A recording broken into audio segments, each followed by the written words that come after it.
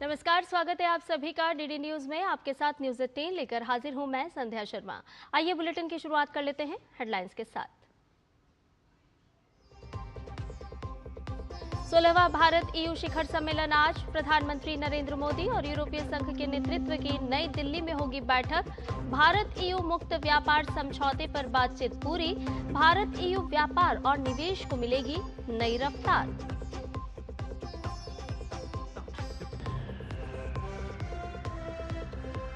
आगामी बजट सत्र से पहले सरकार ने बुलाई सर्वदलीय बैठक। संसदीय कार्य मंत्री किरण रिजिजू संसद में राजनीतिक दलों के फ्लोर लीडर्स के साथ करेंगे बैठक।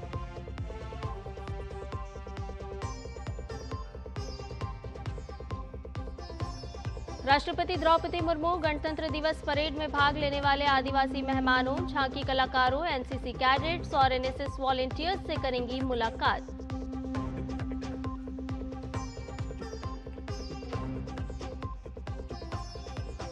कड़ाके की ठंड के बीच उत्तर भारत के कई इलाकों में भारी बारिश और दक्षिणी राज्यों में तेज हवाएं चलने का अनुमान। जम्मू कश्मीर में ताजा बर्फबारी के कारण जम्मू श्रीनगर राष्ट्रीय राजमार्ग सहित कई सड़कों पर बाधित यातायात।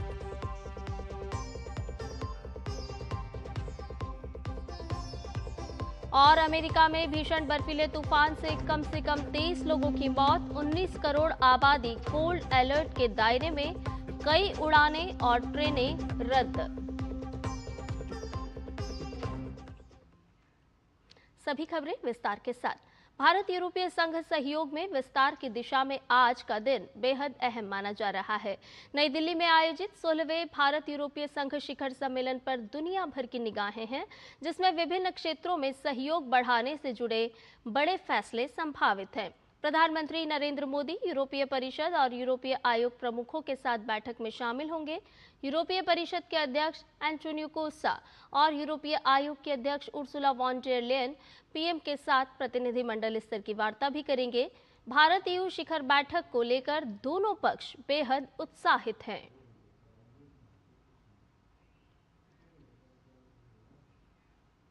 भारत और यूरोपीय यूनियन ने लंबे इंतजार के बाद फ्री ट्रेड एग्रीमेंट पर बातचीत अंतिम चरण में है। दोनों पक्ष इस डील की औपचारिक घोषणा आज करेंगे और इसी कड़ी में यूरोपीय संघ के एक प्रतिनिधिमंडल ने रक्षा मंत्री राजनाथ सिंह से मुलाकात की है। आज होने वाली भारत यूरोपियन यूनियन शिखर वार्ता पर यूरोपीय संघ भारत का सबसे बड़ा वस्तु व्यापार भागीदार है। इस समझौते से भारत के कृषि, मैन्युफैक्चरिंग और सर्विसेज तीनों ही क्षेत्रों को फायदा मिलने जा रहा है। आखिर क्या है इस समझौते की अहमियत, आपको दिखाते हैं इस रिपोर्ट के जरिए।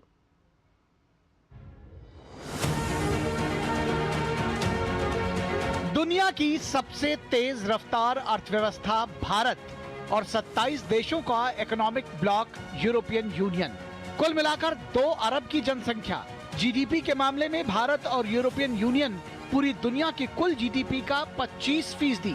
पूरी दुनिया की निगाहें 27 जनवरी को होने वाली भारत यूरोपियन यूनियन शिखर वार्ता पर हैं, क्योंकि इस मेगा ट्रेड डील के बाद वैश्विक कारोबार का ताना बाना बदलने जा रहा है। तेजी से बदलते भू राजनीतिक परिदृश्य और वैश्विक अनिश्चितता के बीच सारी दुनिया भारत के साथ हाथ मिलाने को तैयार नजर आ रही है, क्योंकि भारत न केवल तेजी से बढ़ती अर्थव्यवस्था और दुनिया के सबसे बड़े उपभोक्ता बाजारों में से एक है, बल्कि आज भारत की पहचान एक ऐसे कारोबारी सहयोगी के तौर पर उभर रही है जो कभी किसी के साथ विश्वासघात नहीं करता। बीते 5 वर्षों में Mauritius, UAE, Australia, EFTA, United Kingdom, Oman और न्यूजीलैंड के बाद अब बारी है अब तक के सबसे बड़े आर्थिक भूखंड यूरोपियन यूनियन की। भारत के लिए और यूरोपियन यूनियन के लिए एक ऐतिहासिक है एवं एक मील का पत्थर साबित होने जा रहा है। रिजिलिएंट सप्लाई चेन बनाने में हमको मदद मिलेगी, ग्रीन इनिशिएटिव्स में सपोर्ट मिलेगा और इसके अलावा जो इम्पॉर्टेंट इशू है, नॉन ट्रेड इशू, जैसे क्लीन टेक्नोलॉजी है, एनवायरमेंटल रेगुलेशन है, सप्लाई चेन है, इसके अंदर एक मुझे लगता है बहुत ज्यादा मदद होने जा रही है।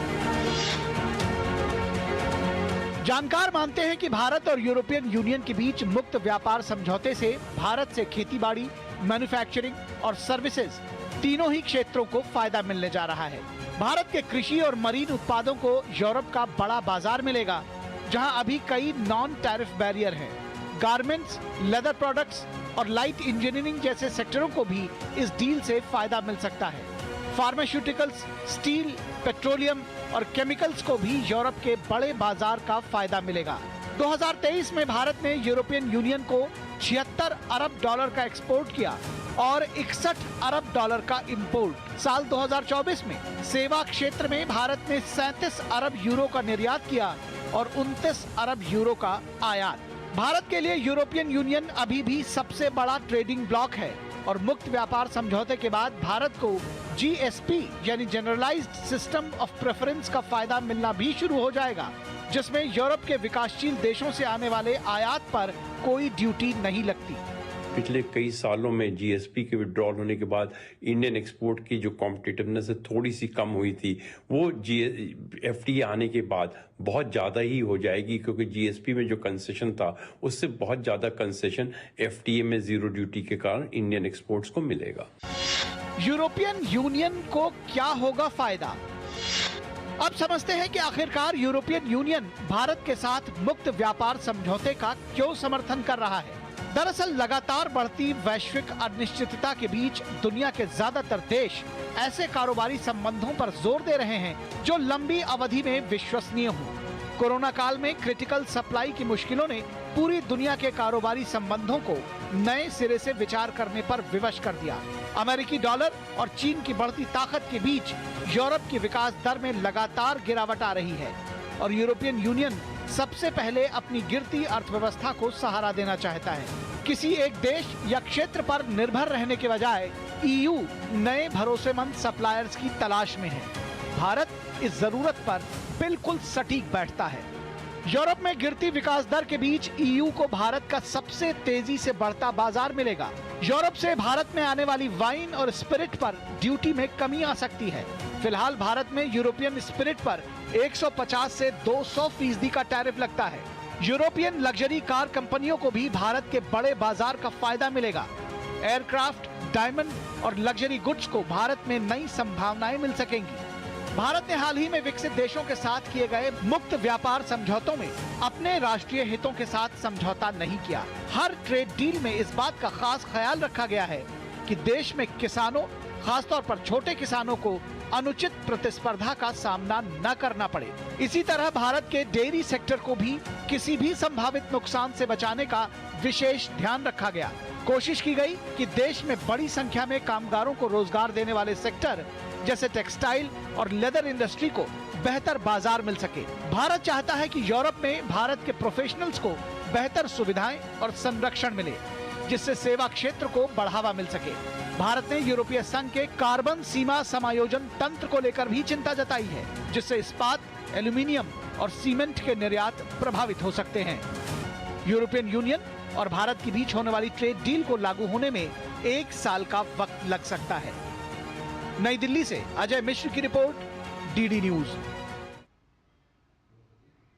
केंद्रीय पेट्रोलियम और प्राकृतिक गैस मंत्री हरदीप सिंह पुरी गोवा में होने वाले इंडिया एनर्जी वीक 2026 से पहले संयुक्त अरब अमीरात के उद्योग और उन्नत प्रौद्योगिकी मंत्री और इसके साथ साथ ADNOC के MD और ग्रुप CEO डॉक्टर सुल्तान अहमद अल जाबिर से मुलाकात की।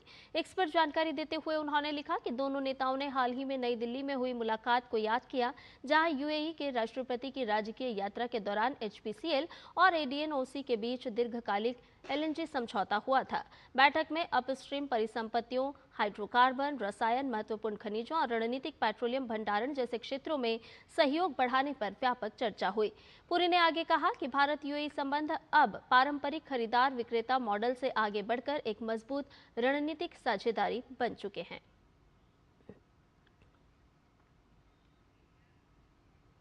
केंद्र सरकार ने बजट सत्र से पहले प्रमुख राष्ट्रीय मुद्दों और विधायी कार्यों पर चर्चा के लिए सर्वदलीय बैठक बुलाई है। केंद्रीय संसदीय कार्य मंत्री किरण रिजिजू बैठक आज सभी राजनीतिक दलों के फ्लोर लीडर्स के साथ करने वाले हैं। बैठक का उद्देश्य विधायी कार्यों को सुव्यवस्थित करना और सत्र में उठने वाले प्रमुख राष्ट्रीय मुद्दों का प्रबंधन करना है। बैठक संसद भवन एनेक्सी के मुख्य समिति हॉल में होगी।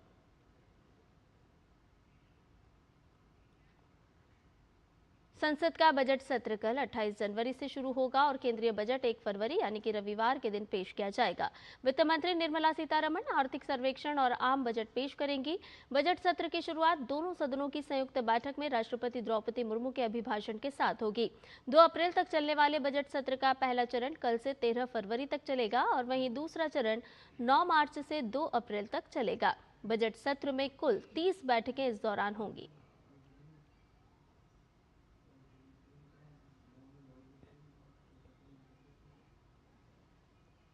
तो 28 जनवरी से शुरू हो रहा है संसद का बजट सत्र। राष्ट्रपति द्रौपदी मुर्मू के अभिभाषण के साथ बजट सत्र की शुरुआत होगी और संयुक्त बैठक में राष्ट्रपति द्रौपदी मुर्मू का अभिभाषण होगा।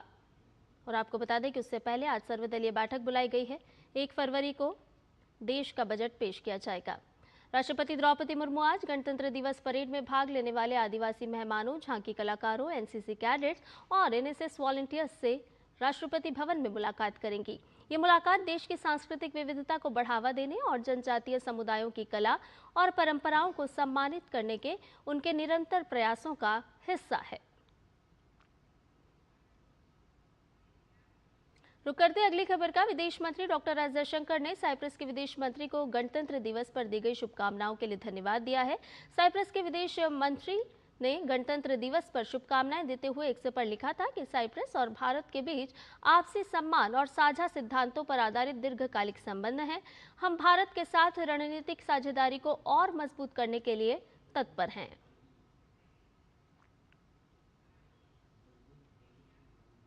रुक करते अगली खबर का। बीजेपी के राष्ट्रीय अध्यक्ष नितिन नवीन आज से 2 दिन के लिए पश्चिम बंगाल दौरे पर रहेंगे। पार्टी के अध्यक्ष पद की जिम्मेदारी के बाद ये उनकी पहली पश्चिम बंगाल यात्रा होगी। नितिन नवीन राज्य विधानसभा चुनाव से पहले संगठन को मजबूत करने के उद्देश्य से आयोजित होने वाली कई महत्वपूर्ण संगठनात्मक बैठकों में हिस्सा लेंगे। विधानसभा चुनाव से पहले नितिन नवीन की ये बंगाल यात्रा कई मायनों में बहुत अहम मानी जा रही है। मैं आज इस अवसर पर पार्टी के अपने पूर्व के सभी राष्ट्रीय अध्यक्ष को स्मरण भी करता हूं और हमारे कई राष्ट्रीय अध्यक्ष जो यहां पर बैठे हैं मैं उनका भी अभिवादन करता हूं। मैं देखा हूं 2006 में मैं पहली बार जब विधायक बना, उस कालखंड से लेकर किस प्रकार माननीय हमारे पूर्व के राष्ट्रीय अध्यक्ष राजनाथ सिंह जी ने पार्टी के कामों को हमेशा हर कार्यकर्ता से जोड़ने का प्रयास किया। किस प्रकार से आज पार्टी का जिस स्थान पे हम लोग आज खड़े हैं, कार्यालय कार्यकर्ता के लिए मैं कह सकता हूं तीर्थ स्थान होता है और जहां से कार्यकर्ता अपनी ताकत पाता है, उस कार्यालय को भी आपने किस प्रकार से पूरे देश में एक निर्माण करने की योजना बनाई। एसआईआर को लेकर सुप्रीम कोर्ट में कई याचिकाएं दाखिल हुई हैं, जिन पर शीर्ष अदालत में आज सुनवाई होगी। और इससे पहले हुई सुनवाई में चुनाव आयोग ने अदालत में अपना पक्ष रखते हुए कहा था कि मतदाताओं की नागरिकता की जांच सिर्फ चुनावी उद्देश्य से की जा रही है। इसका उद्देश्य केवल सही और वैध मतदाताओं को सूची में शामिल करना है। वोट का अधिकार सिर्फ उम्र से ही नहीं जुड़ा है, बल्कि नागरिकता और कानून के तहत पात्रता होना भी जरूरी है।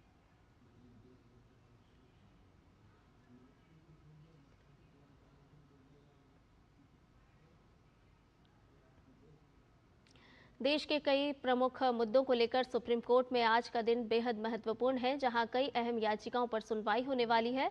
शीर्ष अदालत में पटाखों पर पूरी तरह से पाबंदी की मांग वाली याचिका पर भी आज सुनवाई होगी और इसके साथ ही सर्वोच्च न्यायालय में यूजीसी की नई नीति के खिलाफ दायर याचिका पर जल्द सुनवाई की मांग के मामले को भी मेंशन किया जा सकता है।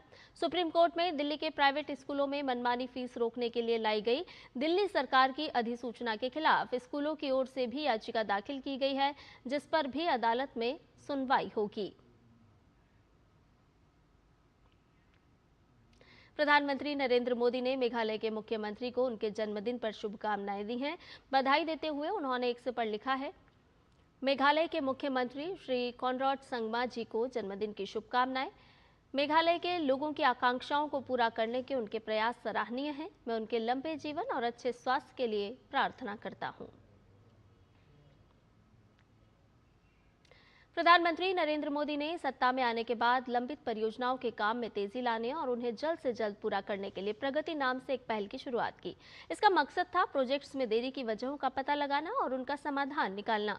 इस पहल की 50 बैठकें अब तक हो चुकी हैं और 85 लाख करोड़ की 3300 से ज्यादा परियोजनाओं को पूरा भी किया जा चुका है। प्रगति की ये पहल आखिर कैसे कमाल कर रही है, इसी पर हम लगातार एक सीरीज चला रहे हैं जिसका नाम है प्रगति 850 विकास को गति।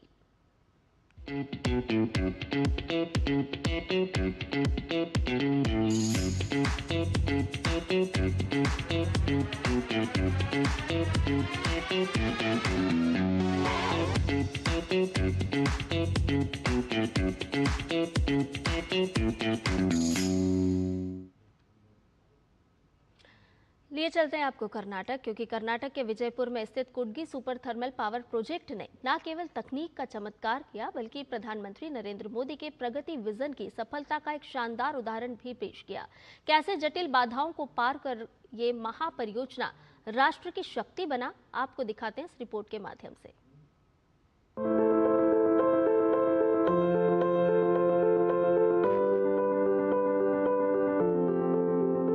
कुडगी सुपर थर्मल पावर प्रोजेक्ट दक्षिण भारत के सबसे बड़े बिजली केंद्रों में से एक है।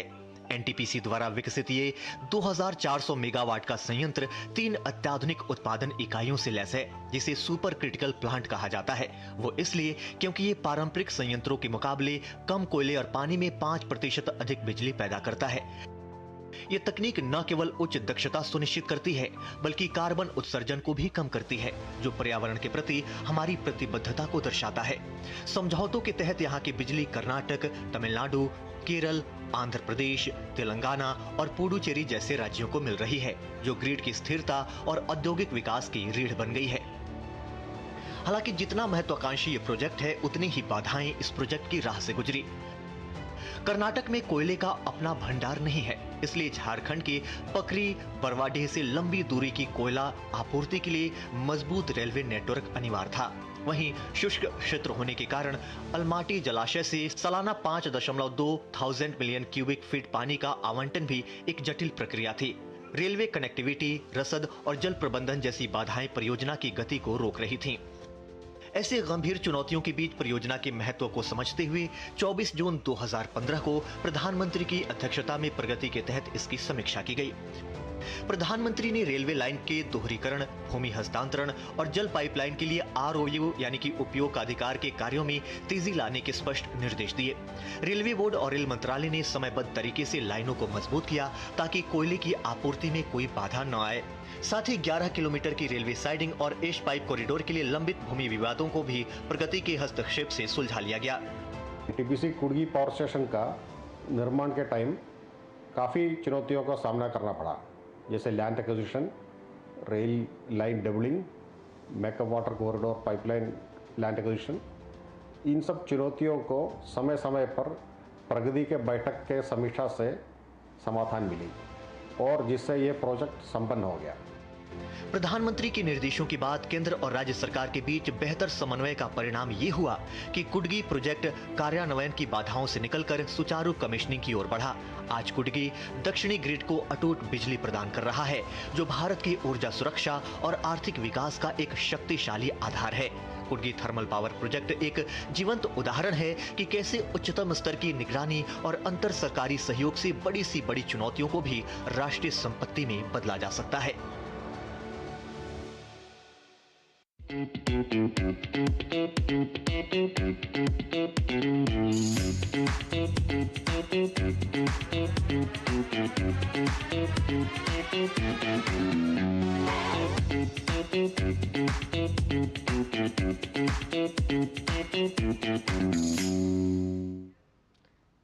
बुलेटिन में खबरें और भी, लेकिन फिलहाल एक छोटे से ब्रेक के लिए रुक रहे हैं, जल्द हाजिर होंगे।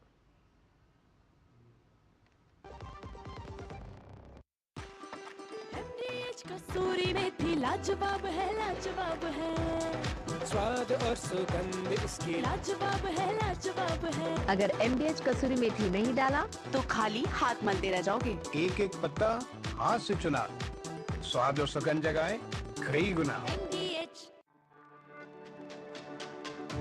मेरी पसंद, मेरी पसंद, मेरी पसंद, मेरी पसंद, हमारी पसंद, हम सबकी पसंद। मजबूत देश का मजबूत सरिया हो गया स्टील। विभाग अनेक, कंप्लेंट बॉक्स 1। किसी भी सरकारी दफ्तर, विभाग या बैंक से जुड़ी शिकायत के लिए pgportal.gov.in पर जाएं, रजिस्टर करें, संबंधित विभाग चुनें, शिकायत दर्ज करें और ट्रैकिंग आईडी नोट करें। एसएमएस या ईमेल पर एक्नॉलेजमेंट पाएं और शिकायत का जवाब सीधे मंत्रालय से प्राप्त करें। अब तक 1 करोड़ 12 लाख से अधिक भारतीयों ने भरोसा जताया। सीपी ग्राम्स, आपकी हर शिकायत का हल। अभी शिकायत दर्ज करें pgportal.gov.in।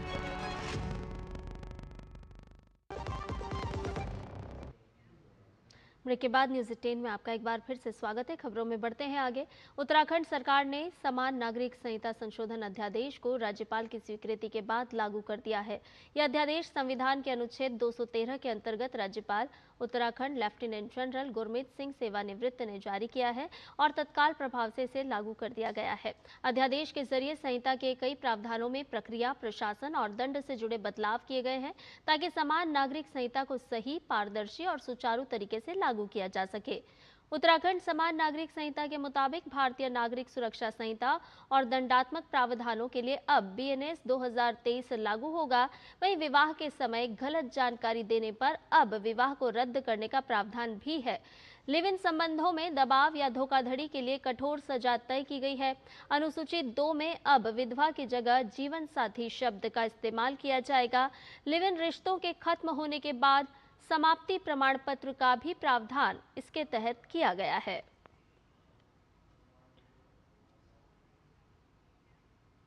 बात मौसम की करते हैं। मौसम विभाग ने उत्तर भारत के कई इलाकों में भारी बारिश और दक्षिणी राज्यों में तूफान की चेतावनी जारी कर लोगों की चिंता बढ़ा दी है। हिमाचल प्रदेश, जम्मू कश्मीर, लद्दाख और उत्तराखंड में अलग अलग जगहों पर भारी बारिश और बर्फबारी की संभावना है। राजस्थान, उत्तराखंड और पश्चिमी उत्तर प्रदेश में अलग अलग जगहों पर गरज के साथ बारिश और ओलावृष्टि की संभावना है। मन्नार की खाड़ी, कोमोरिन इलाके, दक्षिण तमिलनाडु और श्रीलंका के तटों पर 40 से 60 किलोमीटर प्रति घंटे की रफ्तार से तेज हवाएं चलने की भी संभावना व्यक्त की गई है। अमेरिका में शक्तिशाली आर्कटिक तूफान के बाद अब जानलेवा शीतलहर ने लाखों लोगों का जीवन संकट में डाल दिया है, जिसमें मरने वालों का आंकड़ा बढ़कर 23 हो गया है। न्यू मैक्सिको से लेकर मेन तक के इलाके भारी बर्फबारी और बर्फीली बारिश की चपेट में हैं, जिससे सामान्य जनजीवन पूरी तरह अस्त व्यस्त हो चुका है। न्यूयॉर्क शहर में भीषण ठंड के बीच 8 लोगों के शव मिले हैं, जिनकी मौत के कारणों की गहन जांच की जा रही है। दक्षिण के राज्यों टेनेसी, टेक्सास और लुइसियाना में बुनियादी ढांचा चरमरा चुका है और करीब 6 लाख से अधिक घरों की बिजली भी गुल है। राष्ट्रीय मौसम सेवा के अनुसार देश की लगभग 19 करोड़ आबादी वर्तमान में किसी न किसी प्रकार के कोल्ड अलर्ट के दायरे में है। मिनेसोटा और विस्कॉन्सिन जैसे राज्यों में तापमान 0 से 30 डिग्री नीचे तक जा चुका है, जहां फ्रॉस्टबाइट का खतरा बना हुआ है। सड़कों पर बर्फ की मोटी चादर और विजिबिलिटी कम होने के कारण हजारों उड़ानें और ट्रेनें रद्द कर दी गई हैं।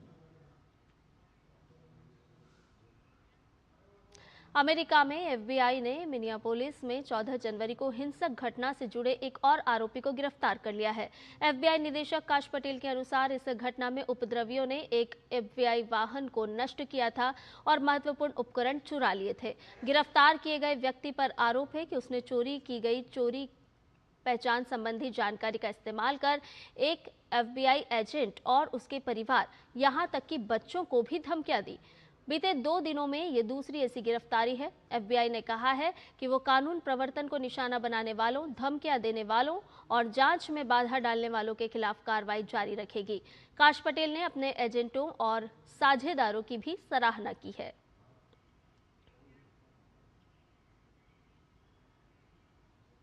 संयुक्त अरब अमीरात ने स्पष्ट कर दिया है कि वो ईरान के खिलाफ किसी भी सैन्य कार्रवाई के लिए अपनी जमीन, जल सीमा या फिर हवाई क्षेत्र का उपयोग करने की अनुमति नहीं देगा। यूएई के विदेश मंत्रालय ने सोमवार को एक आधिकारिक बयान जारी कर क्षेत्रीय स्थिरता और तटस्थता के प्रति अपनी दृढ़ प्रतिबद्धता दोहराई है। ये घटनाक्रम अमेरिकी राष्ट्रपति डोनाल्ड ट्रंप के उस बयान के बाद आया है जिससे उन्होंने ईरान की ओर एक शक्तिशाली नौसैनिक बेड़ा भेजने की बात कही थी। हालांकि ट्रंप ने ये भी कहा कि वो सैन्य बल का प्रयोग करने की स्थिति से बचना चाहते हैं। न्यूज़ 10 में फिलहाल के लिए इतना ही। मुझे दीजिए इजाजत। नमस्कार।